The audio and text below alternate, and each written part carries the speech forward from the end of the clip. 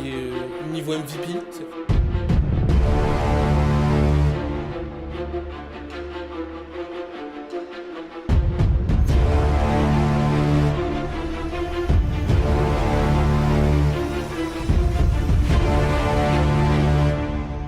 Hello! Hello, hello, comment tu vas, Robin? Comment ça va? Ça va et toi? Ça va, hein. Toujours content de parler MLS, hein, parler MLS avec toi, donc Tu sais, j'ai envie de te dire, à partir du moment où on parle foot, on est toujours content, hein. c'est clair, c'est C'est clair. clair, ça nous fait du bien. Bon, Thomas, d'ailleurs, je vois que tu as préparé ta petite affiche là, ton petit drapeau comme toujours. Ouais, Moi ouais. aussi, j'ai sorti les Invincibles, le t-shirt d'Arsenal. On est prêt, le match décisif, ce soir, ça va se Ça taper. commence ce soir. Ça va se taper. Écoute, bon match, hein, que Ouais, chacun. bah, bon match, que le meilleur gagne, et puis voilà. Exactement, ça va être très très sympa. Bon, on n'est pas là, Thomas, Ligue des pour parler Champions. Ligue des Champions. Nous, on va parler à notre Ligue des Champions à nous, la MLS. On va parler donc de deux matchs, mais aussi des news. Et on a quelques news intéressantes. Déjà, tu peux nous sortir, voilà, le sommaire parfait. Donc, on va parler des news. On aura un grand angle donc, sur Nashville, Chicago, qui a été assez explosif. Franchement, tu me fais chier d'en parler de ce match. Je t'avoue que quand tu m'as parlé de ce match-là, j'ai vu le score, je fais. On est J'avais pas obligé, spécialement envie, mais ouais, on est obligé. on est obligé. Puis on va parler aussi d'Orlando-Atlanta, qui a été une belle rencontre.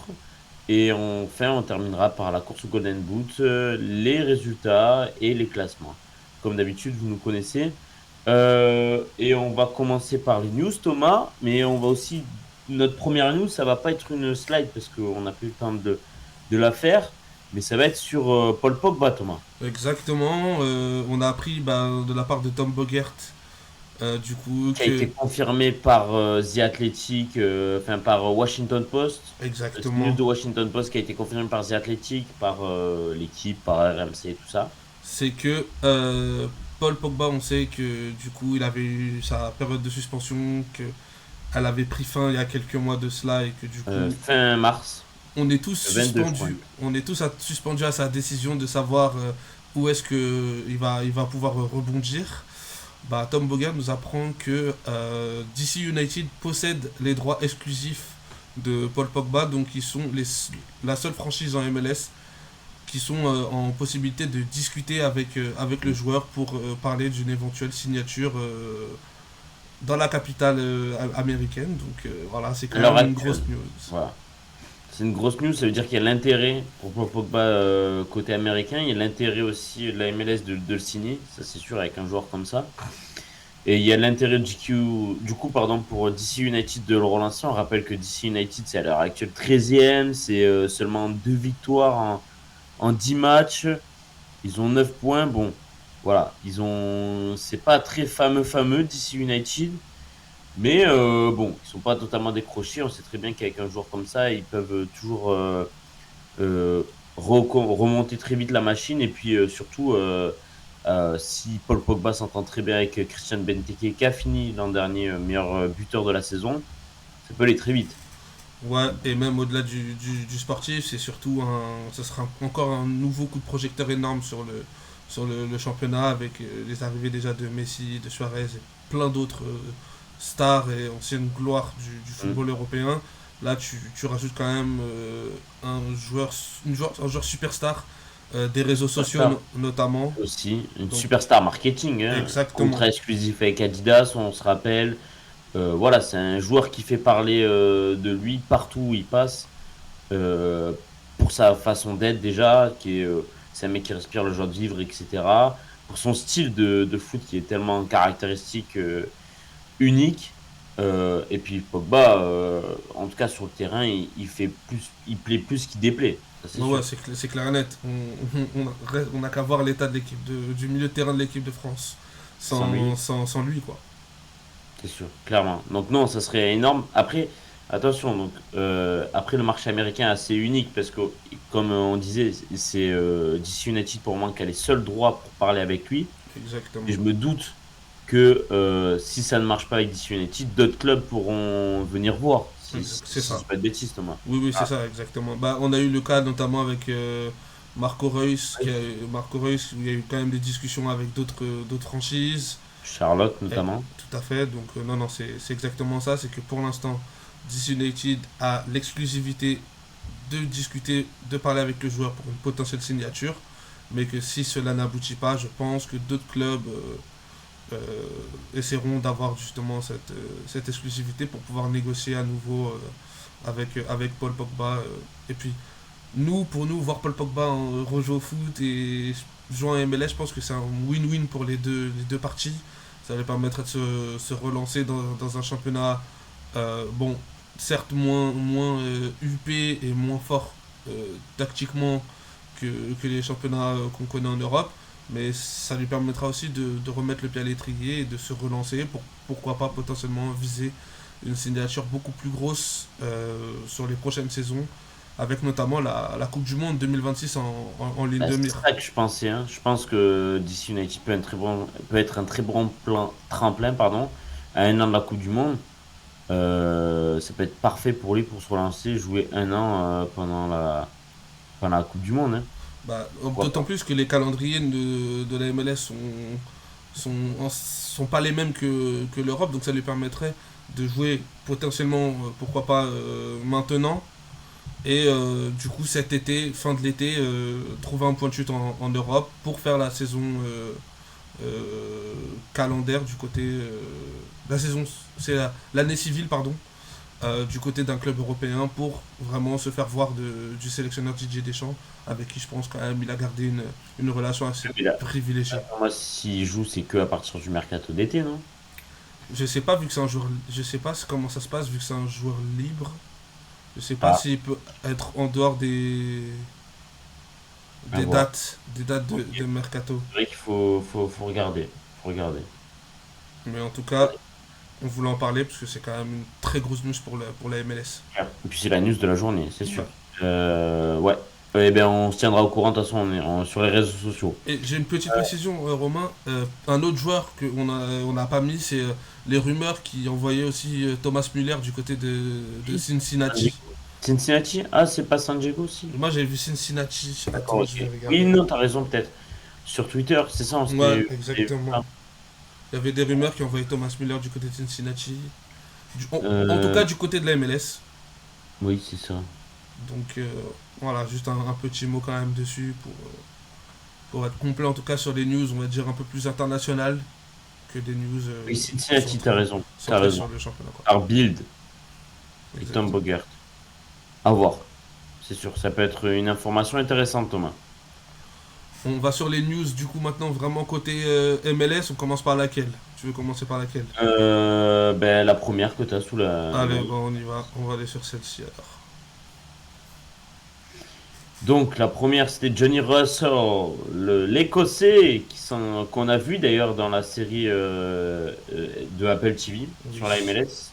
On l'a vu assez cool. En plus, Johnny Russell, même s'il a un vieil accent écossais, très très cool de voir son petit passage au Sporting parce que je trouve assez sympa de mettre en avant un club comme Sporting que on oublie, mine de rien, qui est un grand club de MLS. Johnny Russell, qui malgré ses 35 ans a prouvé qu'il avait encore le niveau pour la MLS. Lui qui était troisième meilleur buteur de l'histoire du Sporting Kansas, donc qui s'engage libre avec le Real Salt Lake. C'est pas mal pour cette équipe du Real Salt Lake, Thomas. Bah, c'est surtout un Là, profil de joueur qu'ils avaient besoin parce que Salt Lake a perdu énormément de joueurs sur les derniers mercatos et c'est une équipe qui est en difficulté, qui aussi entre le chaud et le froid, avec des très bas et des hauts moins importants. Et apporter de l'expérience avec un joueur comme Johnny Russell, quelqu'un qui connaît la MLS, qui est habitué à jouer dans ce championnat, qui peut t'apporter aussi des buts et des passes décisifs, ça peut être un élément qui va permettre à Salt Lake de monter un peu dans le classement et surtout d'aider un joueur comme Diego Luna que je trouve vraiment assez esselé à la pointe de l'attaque. Je pense que ça pourra le soulager et ça leur donnera peut-être une force de frappe un peu plus intéressante. c'est clair. Ouais, c'est sûr que Diego Luna, il était vraiment tout seul depuis le départ de Chicho Arango, de Hernandez, etc., qui était parti à Rennes. Donc il leur fallait trouver quelqu'un, bon, même si c'est un vieux de la vieille, Écoute, on a vu que Johnny Russell, quand il est pas blessé, il est plutôt très en forme du côté de Kansas, hein, donc ça peut être intéressant. Deuxième Exact. news, Thomas? Ouais, une news Cocorico. Ouais, une news Cocorico du côté de la MLS, c'est Amin Bassi, enfin Cocorico, oui, à Oui, moitié, t'as compris, c'est parce qu'il a joué en Ligue 2 et en France, oui, en du côté France, de quoi. Metz. Amin Bassi, du coup, prolonge jusqu'en 2027 avec le Dynamo Houston. Lui, qui a déjà disputé, qui est en train de disputer sa troisième saison du côté de Houston, a déjà inscrit 20 buts et donné 16 passes décisives en 91 matchs. Un bilan plutôt pas mal, hein, pour Amin Bassi, même si je trouve qu'il a été plus percutant la première année. Ces 2 dernières saisons sont plus compliquées du côté d'Houston, non? Ouais, bah, en tout cas, je trouve que là, avec le départ de beaucoup de joueurs, on lui a donné beaucoup plus de responsabilités cette saison. Donc, c'est bien aussi, et c'est une marque de confiance de la part du board de Houston de vouloir continuer avec Amin Bassi en lui donnant beaucoup plus de responsabilités que ce qu'il avait sur les deux précédentes saisons. Ouais, Amin Bassi, du coup, qui a 27 ans à l'heure actuelle, et cette saison, il est sur 2 buts et une passe décisive. Regardez, Sur ouais, le dernier match, là, il a mis un retourné, ça a failli rentrer, c'est dommage, à taper le poteau. C'est c'est sûr. dommage. Il a été décisif sur pas le dernier match, mais les 2 matchs d'avant, par contre. Donc c'est pas mal, je trouve. Et puis il a surtout un positionnement un peu plus haut sur le terrain. On le voit beaucoup C'est plus lié, ouais. dans la surface de réparation que je pense que ce qu'on pensait du profil du joueur quand il est arrivé de Metz. Sa première saison, je disais, extraordinaire, vraiment, hein. 12 buts, 4 passes D. En 33 matchs, c'était propre, hein. Ouais, ouais. Le dernier était plus passeur, mais moins buteur. Dernière news, Thomas, je crois, c'est ça? Non, c'est bon, on a fait le tour, hein. Ah non, on a fait le tour. On a fait le tour des news pour cette émission. On va pouvoir passer au grand angle et Ok. au débrief de nos deux matchs. Eh ben, let's go. On commence donc par le match entre Nashville et Chicago, hein? C'est Ça y parti. est. Vas-y, fais-moi souffrir, Thomas. Vas-y. Ouais, donc on disait Nashville qui a affronté Chicago à domicile et qui l'a emporté sur un score assez rare et unique en MLS quand même. Même s'il y a beaucoup de buts, c'est pas tous les jours qu'on voit 7-2 en MLS, dont un quadruplé de Sam Surridge, un doublé d'Annie Mukhtar. Score assez fou. Bon, on rappelle quand même que sur le quadruplé de Sam Surridge, il y a un doublé sur penalty Ouais. déjà. Et ensuite, ces deux autres buts sont des copier-coller, Thomas. Des copier-coller, des ballons longs de la défense centrale qui vient lober la défense de Chicago. Et ensuite, il se retrouve seul devant le but. Et puis voilà, il finit très bien. Donc bravo à Sam Surridge. Bravo aussi à Annie Mukhtar, hein, parce que certes, on souligne le quadruplé de Sam Surridge, mais Annie Mukhtar met un beau doublé aussi. Donc bravo à eux. Et derrière, bon, ils ont encaissé quand même un sacré coup franc de Zickernagel, qui n'a pas célébré. Je comprends, normal, il y avait déjà 7-0 à ce moment-là. Mais un sacré coup franc quand même à souligner. Et voilà, 2 buts juste pour sauver l'honneur de Chicago qui ont été catastrophiques. Que dire Bah d'autre? ouais. Il y avait L'entame de match, elle est dramatique. Tu ressors à la mi-temps, il y a 5-0 déjà. Euh, En fait, ces 15 minutes de temps additionnel, là. t'avais l'impression qu'en fait, Nashville, peu importe ce qu'il faisait, dès qu'il rentrait dans les 15 derniers mètres de Chicago, ça faisait but ou ça faisait danger. Et je pense que Chicago a totalement déconnecté sur cette rencontre. Et au contraire, a pu profiter d'un Sam Surridge on fire qui a quasiment rien raté de toutes ces occasions qu'il a eues. Et Nashville a su faire mal en fait dans quasiment tous les aspects du jeu, que ce soit par du jeu long, que ce soit par des combinaisons, sur les coups de pied arrêtés avec les penalties. En fait, on a l'impression d'un match vraiment parfait où tout a souri à Nashville et au contraire, Chicago, ben, rien ne souriait pour eux et on constate au tableau d'affichage que le score est très très lourd pour Chicago. Donc à voir comment Berhalter va réussir à remotiver les troupes après ça. Et puis ça permet aussi à Nashville de valider une bonne période pour l'équipe. Ils avancent un peu dans l'ombre, on n'en parle pas trop, voilà, c'est pas spectaculaire, mais c'est très très efficace et mine de rien, ça engrange des points et ça commence à petit à petit se placer dans le bon wagon de la conférence. On va parler de Nashville du coup. Nashville qui, on le voit, est une équipe exceptionnelle à domicile, hein, qui est juste derrière Charlotte en nombre de points glanés à domicile. Deuxième équipe du coup, de la conférence Est à domicile, 13 points. Mais par contre, qui a des grosses difficultés, des grosses lacunes à l'extérieur, 12e sur 15 à l'extérieur, très peu de points encaissés. On voit quand même qu'ils sont, bah, comme ces dernières années en fait, hein, euh, en yo-yo un peu au niveau des résultats. Là, tu vois, ils sortaient d'une défaite à l'extérieur à Seattle lourde. Derrière, ils mettent un gros carton à l'Est, pardon, à Chicago. Comment tu peux expliquer ça, Thomas? Je dirais que c'est l'approche mentale tout simplement. C'est qu'à domicile, ils ont pris confiance, ils ont l'habitude d'avoir de très bons résultats. Donc en fait, la confiance s'acquiert et continue au fur et à mesure des matchs qui joueront au Geodis Park.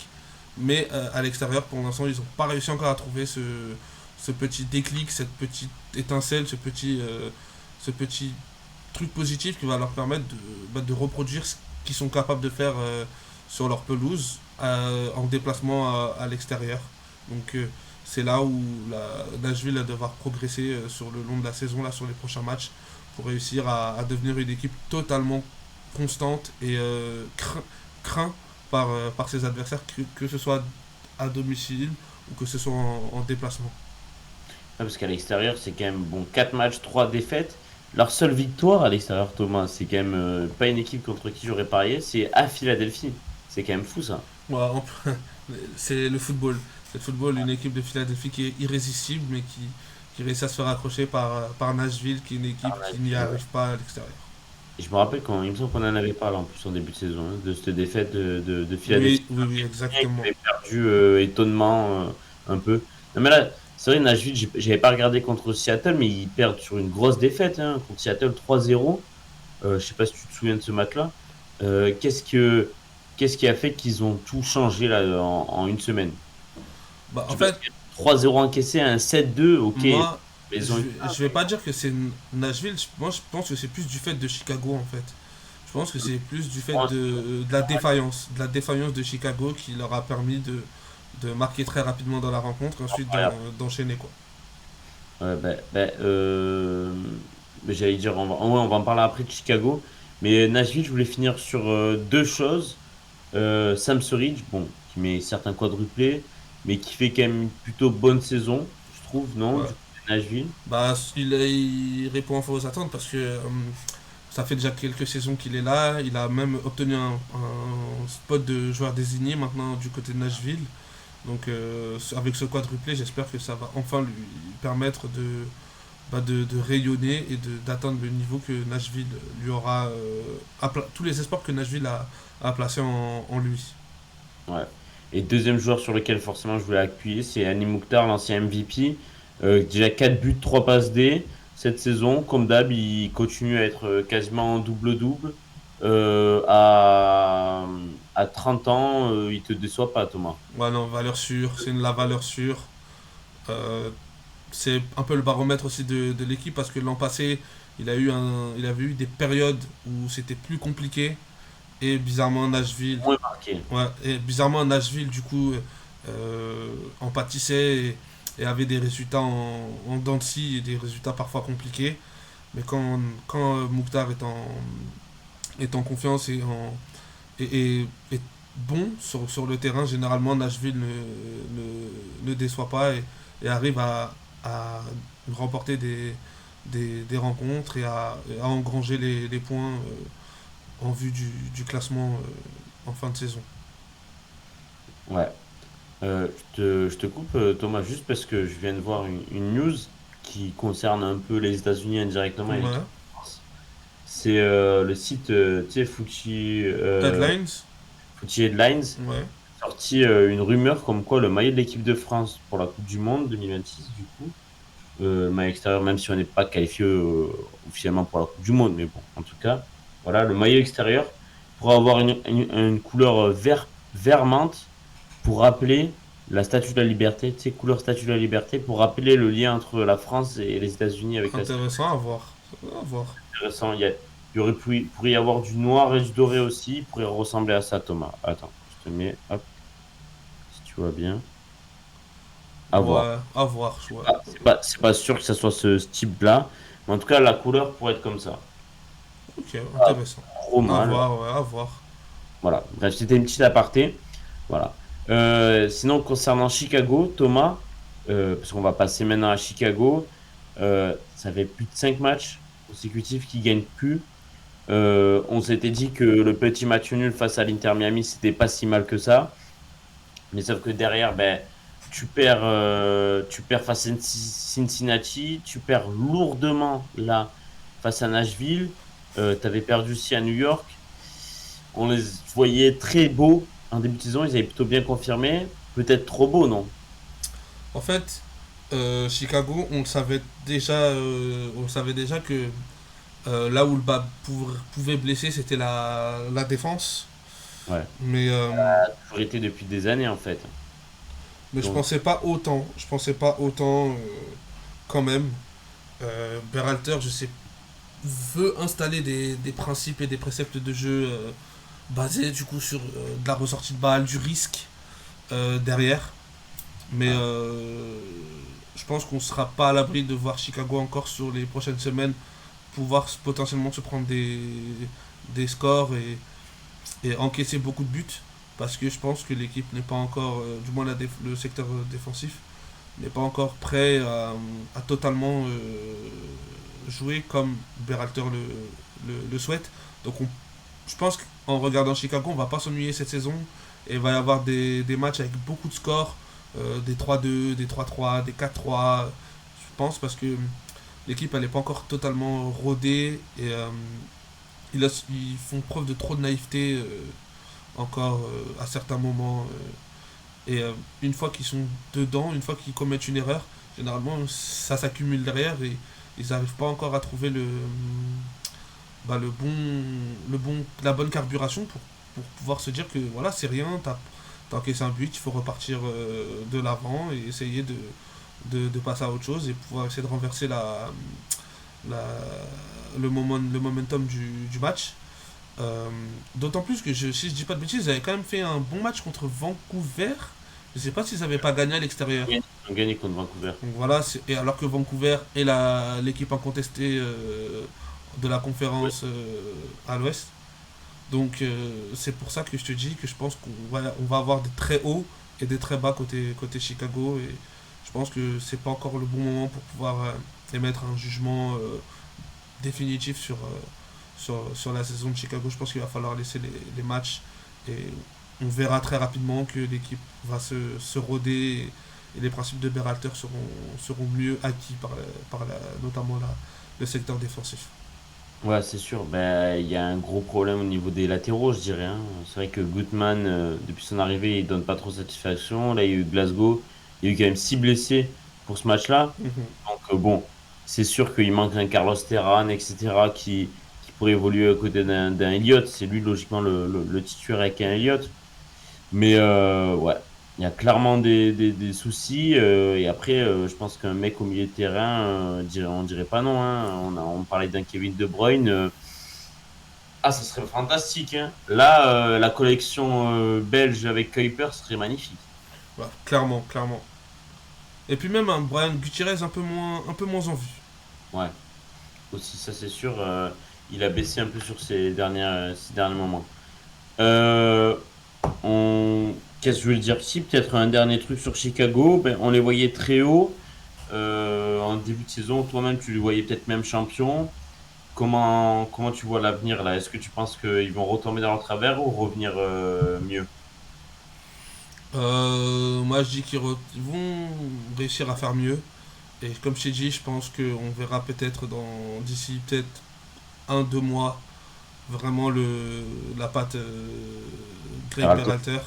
Et je pense qu'on verra une équipe de Chicago beaucoup plus solide et beaucoup plus intéressante euh, tactiquement, et je pense qu'ils concéderont moins et qu'ils pourront l'emporter à cause de leur attaque qui reste quand même une attaque très talentueuse pour la MLS. Avec un Zikarnagel qui commence à se montrer de plus en plus et ça me plaît. Oui, c'est sûr. Mais il y a aussi un autre truc qu'on peut dire par rapport à Chicago, c'est que je sais plus. Euh, Non, non, Chicago. Si, il y a un autre truc qu'on en parlera tout à l'heure après plus tard. Une petite surprise, c'est que mine de rien, offensivement, ils sont encore bien. Tu verras pourquoi. ok, ça marche. Tu verras, on en On reparlera. garde la surprise. C'est ça. On part sur l'autre match entre Orlando C'est parti. et Atlanta. Allez, let's go. Les petites slides entre Orlando et Atlanta, où Orlando s'est imposé 3-0 face à Atlanta sur d'abord un penalty de Luis Muriel en première mi-temps, puis un but de Alex Freeman et enfin de Marco Pasalic. D'ailleurs, je crois qu'il y a une erreur sur le temps de Pasalic. T'as mis 45, je pense que ça doit être plus tard, non? Attends, je vais te dire ça. 45. Je vais te dire ça tout de suite. Peut-être que c'est possible que je me sois trompé. 67. Moi, j'ai. Bref. C'est possible. Bref, bref, bref. Ou peut-être j'ai gardé ça de l'autre slide, j'ai pas. Voilà, c'est ça. Non, ah ouais, 67, 67, exact. Voilà, c'est ça. En tout cas, Orlando frappe fort comme t'as mis face à Atlanta. C'est un choc ouais, pas de derby, mais pas loin en vrai. Ouais, ouais, il y a une rivalité entre les deux équipes. Il y a une rivalité. Et c'est Orlando qui s'en est sorti de manière très brillante sur sa pelouse face à un Atlanta en perdition et en très grosse difficulté. Je pense qu'on en parlera après justement d'Atlanta. Pour l'instant, on va parler d'Orlando. Une équipe cohérente, pas tant spectaculaire que ça. Enfin, quand tu sur le jeu proposé, c'est pas non plus voilà la folie. Ça part dans tous les sens. C'est quand même quelque chose d'assez pas rigide, mais je me dis voilà, ils s'en tiennent aux consignes. Ils arrivent à être efficaces et ils arrivent à mettre les buts quand il le faut. Mais c'est pas une équipe transcendante quoi. C'est pas une équipe transcendante, mais c'est une équipe qui est très solide et je pense qu'il va accrocher très facilement, je pense, potentiellement un top 5 de conférence. Ouais, ça c'est sûr. Et puis Atlanta, après ils ont profité aussi de la méforme du moment d'Atlanta. Oui, bien sûr, comme je t'ai dit, on en parlera un peu plus en détail d'Atlanta, mais c'est clair que Orlando profite de la méforme d'Atlanta, mais il faut pas enlever non plus le mérite à Orlando qui, depuis quelques temps, est une équipe très cohérente et qui, notamment, s'appuie sur une défense très solide. Il y aura une slide qui va arriver juste après, où on parlera justement de cet aspect défensif très fort de la part d'Orlando sur les derniers matchs. Hmm. Euh, Niveau du match, il y a eu des choses à relever, notamment on a révélé une bonne entente offensive du côté d'Orlando, même si il y a eu le retour de Maguire titulaire qui n'a pas été exceptionnel, qui a loupé notamment une grosse occasion en première mi-temps, Thomas. Ouais. Il met trop de temps à tirer, je trouve, sur son action en pivot. Par contre, ouais, on peut voir la percussion de Marco Pasalic, le Croate, qui est tout simplement monstrueux. Donc, à ne pas confondre, c'est pas le Pasalic de Monaco. Bah, L'ancien qui regarde. est passé par Monaco ou par Chelsea, si je dis pas de bêtises. Ouais, il est passé par Monaco, Atalanta, Chelsea. Voilà, c'est ça. Lui, c'est pas le même, hein. Là, on est sur Pasalic qui est passé par Dortmund, Rijeka et qui est arrivé à Orlando du coup de Croatie directement, qui a 24 ans, mais il est très performant Ouais, du côté exactement. Bah, de Orlando. j'ai fait une slide Oui, dessus, comme ça sur laquelle tu peux exactement. t'appuyer. Avec Alex Freeman, la bonne entente sur le côté droit entre Alex Freeman, le latéral droit, et Marco Pasalic. Ouais, puisque l'autre, c'est Mario Pasalic, je crois, C'est ça, Mario Pasalic, tout Atalanta. à fait. Donc Alex Freeman, le fils du joueur de NFL des Packers, Antonio Freeman, qui a été vainqueur du Super Bowl du coup avec les Packers. J'ai C'est pas ça? le, ouais, mais j'ai pas le quel Super Bowl il a gagné, mais oui. Je peux vérifier très vite. Thomas, Antonio Freeman, il a gagné. Il a gagné le Super Bowl 31, qui était en 96, avec les Packers qui ont gagné 35-21 face aux Pats. Voilà. En Ok, cool. 96, du coup, son père a gagné. Les Pats, prochaine franchise d'un certain. Wilfried Penney, Tout à fait. je sais. Exactement, ça, c'est connecté avec Showtime. Du coup, bref, ce joueur qui est fils du coup d'un ancien joueur de NFL a joué déjà 10 matchs cette saison pour 3 buts et une passe décisive pour un latéral droit. C'est énorme, il a marqué plus de buts que certains attaquants en MLS déjà. Et Marco Pasalic, lui aussi cartonnait 5 buts de passe D pour un ailier qui vient d'arriver cette année. C'est super pour Pasalic. Et on voit qu'il y a une vraie force de frappe du côté d'Orlando, mine de rien. Et c'est là où je pense que Orlando est une équipe très équilibrée, c'est que le côté offensif est tout aussi fonctionne tout aussi bien que le secteur défensif. Il n'y a pas un aspect où il y a un déséquilibre, où tu sens que voilà, il y a peut-être une potentielle faiblesse. Et je pense qu'en début de saison, on était très peu à se dire que Orlando pouvait avoir une équipe qui fonctionne autant de cette manière. Quand tu perds Facundo Torres, Angulo qui joue moins, que tu récupères Pasalic, voilà, qu'on ne connaît pas trop, qu'on a Martin Ojeda qui du coup passe joueur désigné. On a un Duncan Maguire qui du coup n'a pas confirmé sa première saison en tant que rookie quand il arrive. Il n'a toujours pas confirmé derrière avec une saison pleine encore. Mm. Je pense qu'on se disait plus que Orlando allait se battre peut-être pour du ventre mou ou potentiellement même le bas de la conférence, mais au final, rien de tout ça. Ouais, ils accrochent Nashville, là, 7e place pour le moment. Et surtout, là, du coup, je vais mettre la fiche, la slide sur la solidité. C'est que Orlando reste donc sur les 7 3 derniers victoires. matchs, 3 victoires, 4 nuls et aucune défaite. Ouais. Et Sur les surtout, 7 11 derniers buts matchs. encaissés, 11 buts inscrits, 4 encaissés, 3 matchs avec des clean sheets en plus. Les deux derniers matchs, là, donc Atlanta et le match d'avant, c'est 3-0, ils ont gagné 3-0 les deux matchs à chaque fois. Ouais, c'est pas mal. Et j'ai vu, c'est la deuxième attaque de la conférence Est, hein, Voilà, à égalité avec Chicago. donc c'est quand même une très très grosse surprise. Et le mérite revient au coach d'Orlando qui réussit à faire jouer cette équipe de manière très très très correcte, très bonne. Et à voir maintenant jusqu'à où cette solidité et ce, ce cadre bien défini va permettre à Orlando d'aller cibler, d'aller se battre pour une place potentiellement top 5, donc avec un avantage du terrain pour les playoffs. Hmm. C'est vrai que tu disais une bonne équipe et une équipe surtout cosmopolitaine, hein, ultra cosmopolitaine, hein. C'est vrai que c'est une équipe bon, à forte ascendance forcément hispanophone, avec beaucoup de latino-américains, des Vénézuéliens, des Colombiens, des Chiliens, des Péruviens, des Il y a par exemple Uruguayens, Pedro des Galese, Brésiliens. le gardien là, Octopus, Ouais, je crois ouais, qu'il est il est péruvien. péruvien, c'est ça, exact. Péruvien, il y a des Américains aussi forcément. Il y a des Suisses, Argentins, Brecalo qui est slovène, si je dis pas Ah, de Josip bêtises. Voilà. Brecalo. Non, pas Josip, Ah, ok, David Brecalo. ok, parce que je pensais que c'était Josip. Non, c'est pas lui. Non, il y a le Croate, il y a le Slovène, Suisse, et encore derrière, tu as un Ghanéen, tu as un Islandais, tu as un Japonais. Donc c'est voilà, c'est une équipe ultra cosmopolitaine. Ouais. Non, mais en tout cas, c'est très intéressant et à voir jusqu'à quand cette série va s'arrêter pour Orlando. Et tu penses que le 4-4-2, il va garder son 4-4-2 comme ça, là?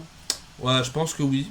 Parce que faudrait pas qu'il brise, je pense, l'entente sur les côtés du duo Freeman-Pasalic. Ou alors trouver un nouveau système, peut-être avec un Oreda qui jouerait en soutien peut-être d'un Maguire et d'un Luis Muriel, et avec en conservant du coup Pasalic sur le côté, Freeman en latéral. À voir. En tout cas, il y a des possibilités, parce que je sais pas si Ramiro Henrique il est toujours là. Je sais pas. Je crois pas. Attends, je vais te dire ça. Celui, je l'avais bien aimé. En plus, bah voilà, regarde, je pense que t'as des joueurs offensifs de qualité entre Angulo, Luis Muriel, Duncan Ah, Maguire, Oreda, Pasalic. Je pense qu'il y a largement de quoi faire et potentiellement changer de système. Mais en tout cas, une chose est sûre, c'est que le coach ne doit pas se priver de cette entente merveilleuse sur le côté droit mm.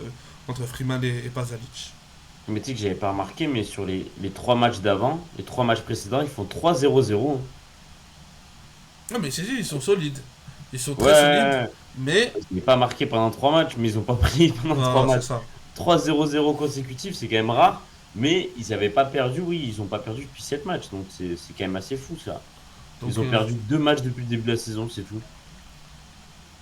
ouais. Et en plus, tu fais nul contre Philadelphie, qui est vraiment une des meilleures équipes de ce début de saison. Bon, après, tu arrives quand même à faire match nul contre Montréal en étant en infériorité numérique, donc tu étais à Ouais, 10. Donc, c'est quand ouais. même une Pareil contre le Red performance. Bull. Et pareil Pareil contre contre le le Red Red Bull, Bull. donc ça reste quand même une performance à 10 contre 11 de, de réussir à ne pas perdre les matchs. Bien sûr, bien Et ça, sûr. ça peut être une force potentiellement pour des playoffs. C'est sûr. Et côté Atlanta, Thomas, On y va côté est-ce Atlanta. que, ouais, côté Atlanta, bon, ça a été compliqué là. Ils enchaînent, ouais, tu vois, pire départ depuis le début de la franchise. 5 défaites, 2 victoires, 3 nuls. Une seule victoire sur les 9 derniers matchs, donc c'était face à New York City. 7 buts encaissés en plus sur les 3 derniers matchs. 0 but inscrit aussi sur cette série. C'est vraiment compliqué pour Atlanta qui, ben, en fait, qui avait éliminé l'an dernier, par Miami. méga surprise l'Inter Miami. Et on avait dit qu'il fallait qu'ils se reconstruisent, etc. Et ils avaient eu cette victoire un peu, ben, peut-être en trompe-l'œil derrière. Parce qu'au final, depuis, Atlanta n'arrive pas et c'est pas bien reconstruit en tout cas. Euh, je sais pas si je dirais qu'ils se sont mal reconstruits, mais je dirais peut-être que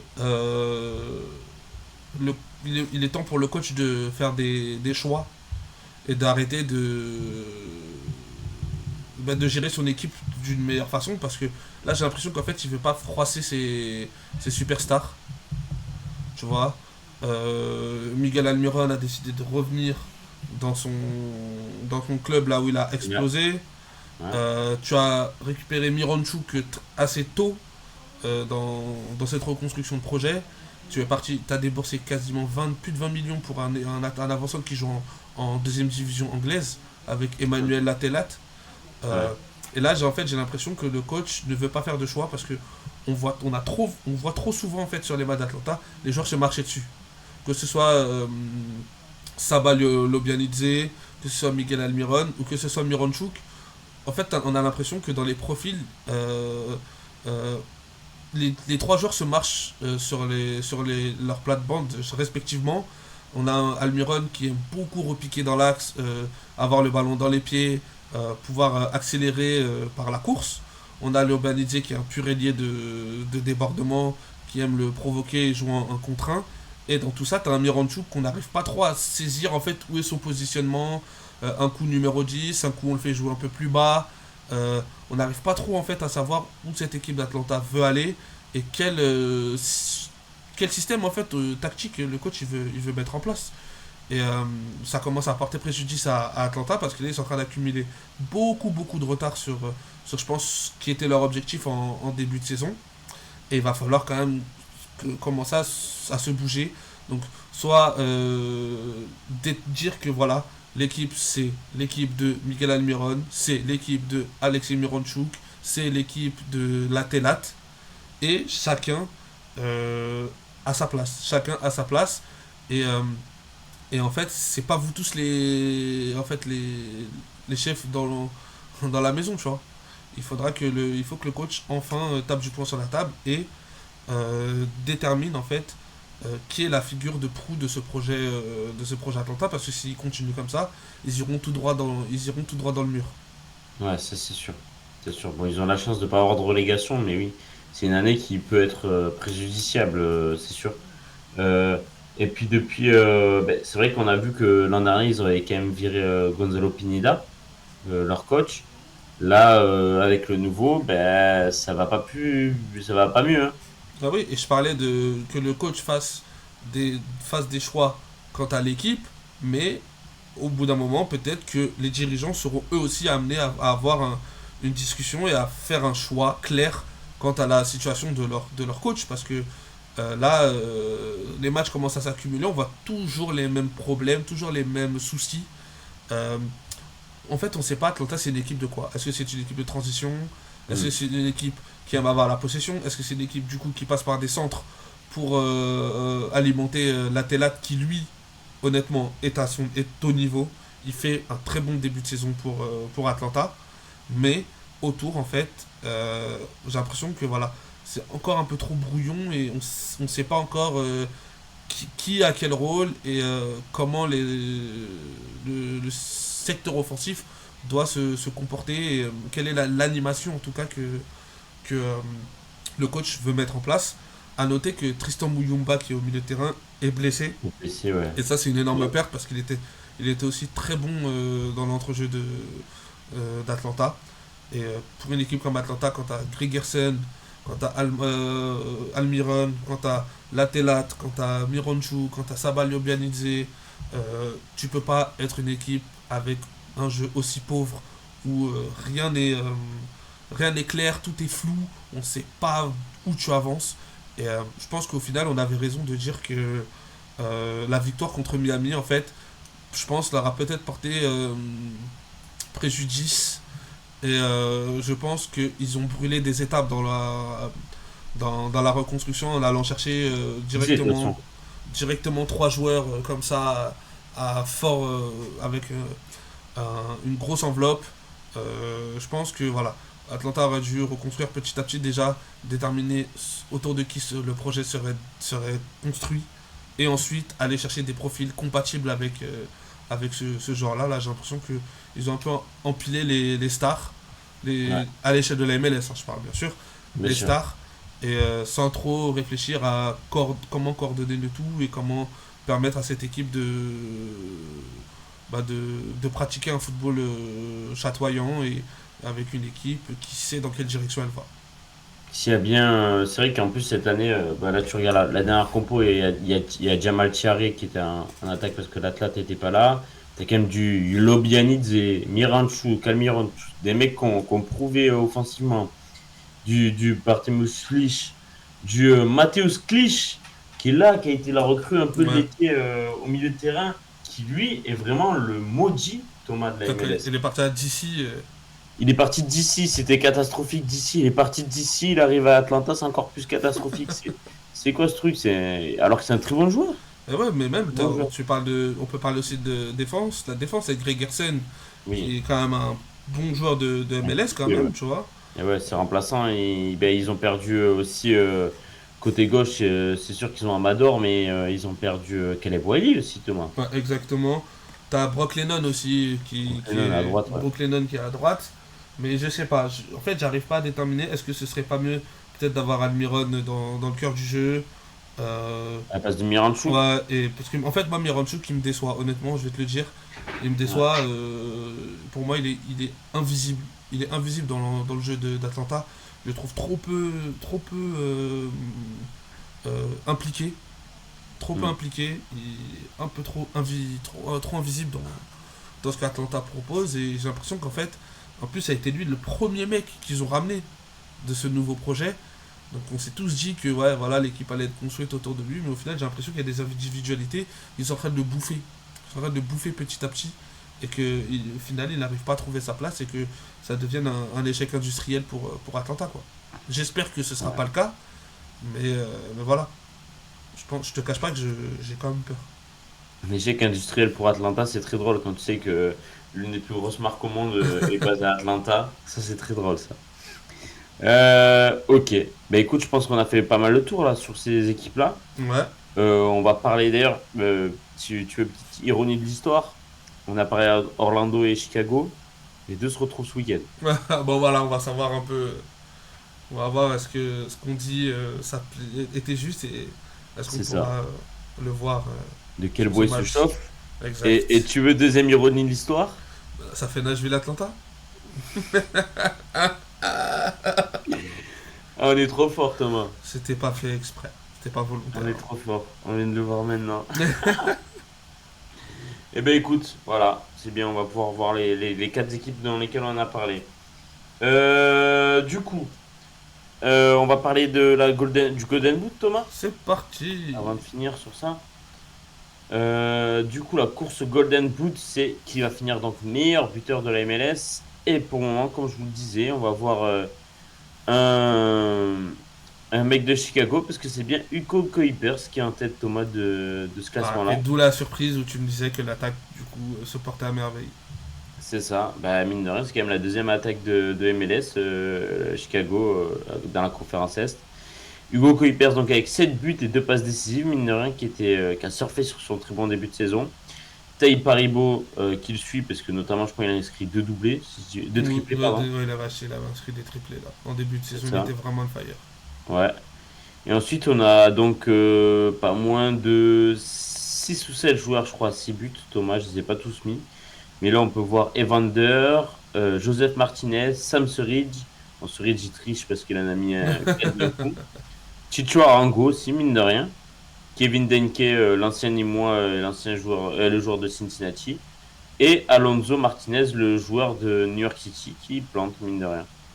Voilà, voilà. Et d'ailleurs, si tu veux aussi, j'ai même sous les yeux les meilleurs passeurs. Attends, non, je Ah l'avais bah là. intéressant. Attends, je te dis ça, deux Toi, secondes. Evander déjà à 6 buts, alors que tu Ouais. vois, c'est pas non plus. Ça se voit pas, c'est pas flagrant dans le jeu de Cincinnati que Evander voilà, était tant que ça le dépositeur du jeu, mais. Et ouais, mais Cincinnati, mine de rien, ils sont sur une série de 5 victoires consécutives, quand même, là, au moins.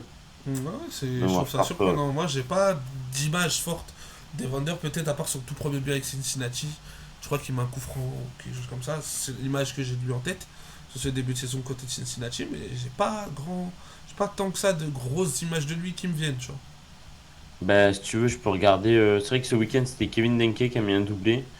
Evander, il a planté deux buts contre Chicago. Décidément, Chicago.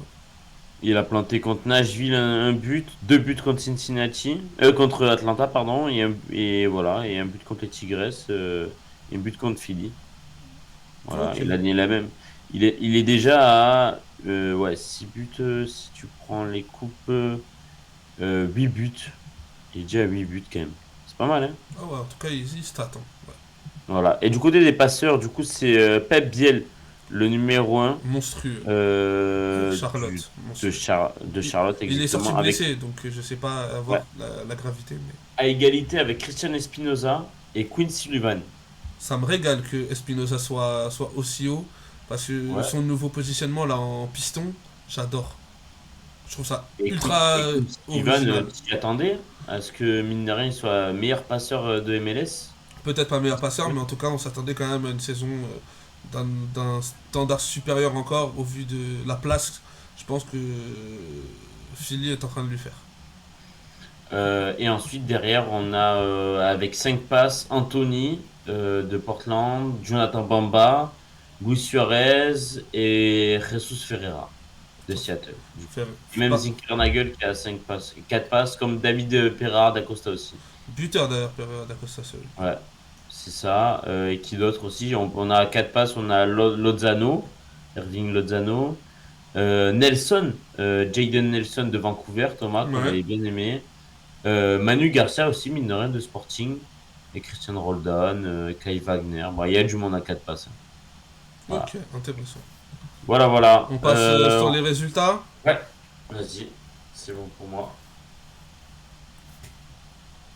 Du coup, au niveau des résultats, on a donc Charlotte qui a perdu face à New England. Défaite assez étonnante. Première défaite à domicile de la saison pour Charlotte, hein, Thomas. Ouais, première défaite de la saison pour Charlotte.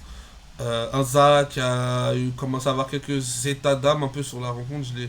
Je l'ai senti un peu agacé. Et puis New England qui quand même réussit à, à battre la meilleure équipe de ce début de saison en MLS à l'extérieur avec un but de Carles Reed encore une fois. Ça commence petit à petit voilà, à se remettre un peu à l'endroit avec un Carles Reed qui est encore toujours plus décisif que jamais. Ouais, New England qui peut, pourquoi pas, faire une petite percée. Ensuite, on a Minnesota qui a perdu face à Vancouver. Et du coup, Vancouver se relance après 2 matchs en victoire, il me semble. Donc, belle victoire de Vancouver. On avait parlé pour Thomas, je regarde, on en avait rigolé la dernière fois, mais New York City et New York Red Bull qui affrontaient les deux clubs canadiens. Et ils ont fait 2 fois le même résultat. On avait dit qu'ils allaient se suivre, hein, Thomas. C'est Comme trop d'hab. drôle, quand même. Comme d'habitude. 1-0 tous les deux, voilà. Ensuite, on a Philadelphie qui se relance très bien aussi avec un 3-0 face à DC United. Donc super résultat des hommes, des coéquipiers de Quinn Sullivan. On a Columbus qui est allé s'imposer à domicile face à San Jose. Une belle victoire, c'était pas facile face à San Jose.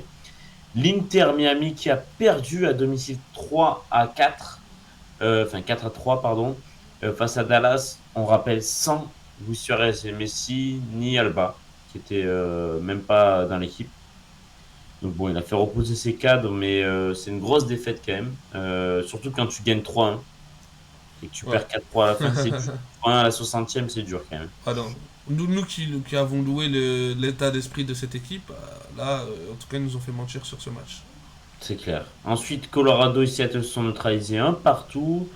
Orlando en a parlé. San Diego qui est allé perdre à Real Salt Lake. San Diego qui perd des passes petit à petit. C'est dommage, il avait très bien commencé. Et là, ils perdent surtout à domicile face à Salt Lake. C'est assez étonnant. Avec un très gros Euh, Diego Luna. ouais, exactement. Il se rattrape de son carton rouge qu'il avait pris avant. Los Angeles face à Saint-Louis qui sont neutralisés.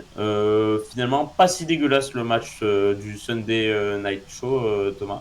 Ouais, bah de toute façon, on savait très bien, voilà, on avait une équipe de Los Angeles qui allait dominer, mais qui a laissé l'occasion à Saint-Louis de scorer.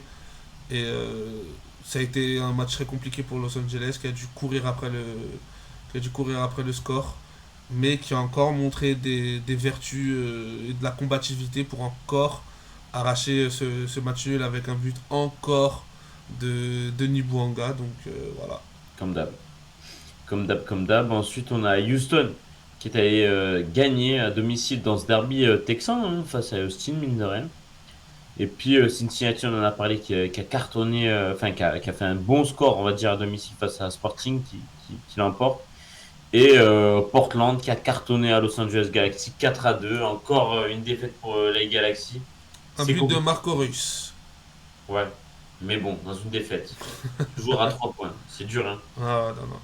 D'ailleurs, bah, en parlant pour le Galaxy, on a vu, ça commence un peu à critiquer Greg Vanny et Greg Vanny a eu le soutien de Ricky Pucci notamment qui sur les réseaux sociaux a demandé à ce qu'on ne vire pas Greg le coach et lui a montré des marques de soutien à plusieurs reprises là sur ces derniers jours. Donc voilà, c'était quand même à noter que Greg Vanny peut-être commence à sentir un peu le feu arriver près de lui.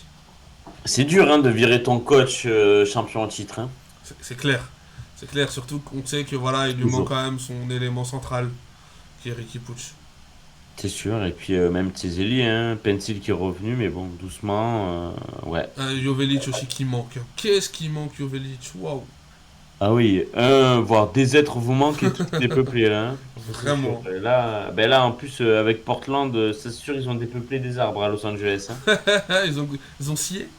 Exactement, ils ont coupé. Les bûcherons sont arrivés. On On va passe au passer au classement, classement. Thomas. Yes. On reste à l'ouest du Alors, coup. on commence à l'ouest avec Vancouver qui reprend bien sa marge, qui prend même 5 points d'avance sur Portland. Superbe opération de Vancouver. Portland qui s'accroche. Austin qui baisse un peu avec cette défaite. Et on rappelle, maintenant, il faut encore mieux, Austin. Ils font -3 de goal average, Thomas. Exceptionnel. Ils Je sont te jure, troisième. je ne me suis pas trompé. Hein. C'est vraiment ça. Ensuite, Minnesota, qui malgré leur défaite reste quatrième, Colorado et Dallas, qui font leur petit bout de chemin, hein, cinquième et sixième. Ça fait du bien d'avoir des petites équipes comme ça, Thomas, qu'on ne voit pas Ouais, tout le temps c'est d'habitude vrai. ces dernières années. San Diego, septième, égalité avec Los Angeles FC, mine de rien. Voilà, ils jouent pour au moins les barrages ou au moins ça, pour les playoffs. Seattle, qui revient petit à petit, sur des saisons un peu manquées. Salt Lake aussi qui s'accroche là avec cette victoire, ça leur fait du bien, ça leur permet de respirer, de s'accrocher à un potentiel barrage. Ensuite, on a San José, Saint-Louis et Houston à égalité. Et on verra ensuite pour la suite Sporting et Los Angeles qui sont un peu décrochés. On passe à l'Est, Thomas. Yes. À l'Est, du coup, on va avoir le premier qui est Cincinnati, qui repasse devant tout le monde avec cet enchaînement de victoires. Columbus qui reste bien deuxième. C'est plutôt une bonne opération du côté de Columbus. Et Philadelphie qui revient aussi à la troisième place.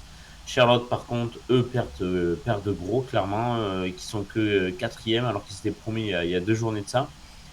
L'Inter Miami reste là, puisqu'ils ont perdu à la cinquième place, du coup. Mais ils ont un match en moins, on rappelle. Et ensuite, on a Nashville, Orlando, qu'on en a parlé, les deux New York qui se collent. New England à 13 points en 9 journées, donc pareil, avec un match en moins, tu vois, New England qui est dixième, qui peut potentiellement être sixième au grand mieux, tu vois, Thomas. Donc Oh c'est pas non, mal. c'est vraiment pas mal. Ils se sont bien redressés. Même si c'est contre l'Inter Miami, le match en retard. Chicago, du coup, 12 points en 10 journées. Compliqué finalement, 11e. Et puis derrière, on a un trou avec Atlanta, DC United, Toronto et Montréal. Ouais, un trou qui se détache quand même. Ouais, ouais, et de surtout voir Atlanta dans cette position-là, bon, c'est quand même assez compliqué. Mais si on Euh, regarde par rapport au vu de la saison passée, on se dit qu'il y a quand même un lien de cause, une des raisons pour lesquelles ils se retrouvent dans cette position-là. Clairement. On parle du coup vite fait des matchs à venir, Thomas? Allez, on y Allez. va, vas-y, je Donc, t'écoute. à 20h45, on aura Atlanta-Nashville, comme on disait. Ok. Ensuite, à 22h30, on aura Toronto-New England. Voilà. Et puis après, à partir de 1h30, on aura des Montréal-Philadelphie ou Columbus-Charlotte à Très Columbus. intéressant. Voilà, ça c'est un très gros match. DC United face au Colorado Rapids. L'Inter Miami face au New York Red Bulls.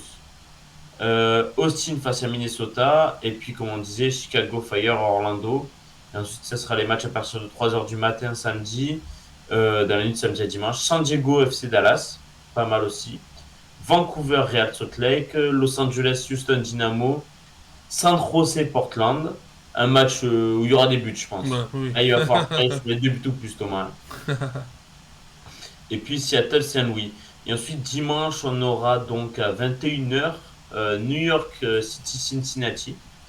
Dommage que ce soit New York City, on aurait préféré que ce soit Cincinnati Bon, juste pour ça, vivement, dans vivement qu'ils sortent le cube là. le Cube, hein, Ah, ouais, exactement.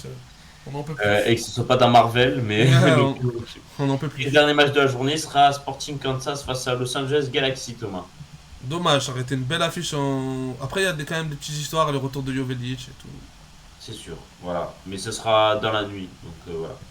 Voilà, voilà, on a été complet et on vous souhaite une bonne fin de soirée et pour ceux qui regardent le replay, une bonne fin de journée, de matinée. Et on se retrouve pour la semaine prochaine pour la MLS Show. Allez, ciao, Ciao, ciao! ciao!